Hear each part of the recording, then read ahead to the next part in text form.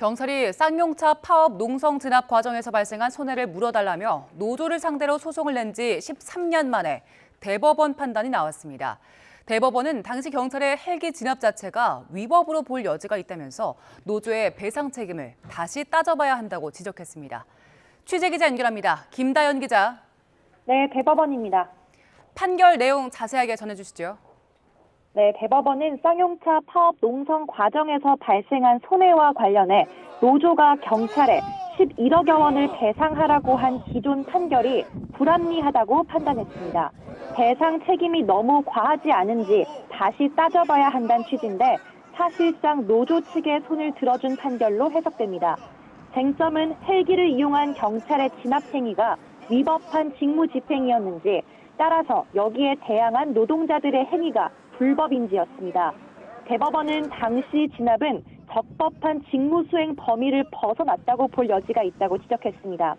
단순히 헬기를 사용한 걸 넘어서서 최루액을 분사하거나 화강풍을 옥상에 있는 노동자에게 직접 쏜 건 관련법에 따라 경찰 장비를 위법하게 사용했다고 볼 수 있다는 겁니다.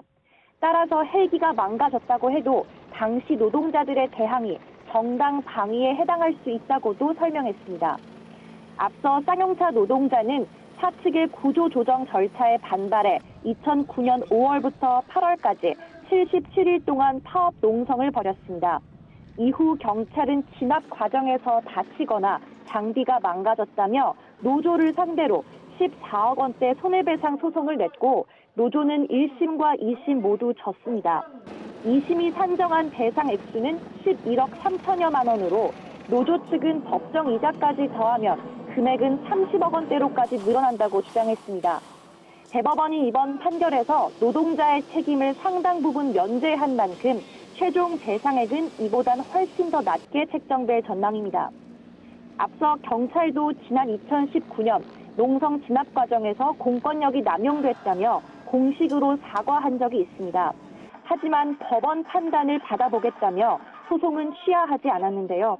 대법원 관계자는 이번 판결을 통해 불법 집회와 시위라 해도 과잉 진압 행위가 정당화될 수 없다는 점이 명확히 확인됐다고 설명했습니다.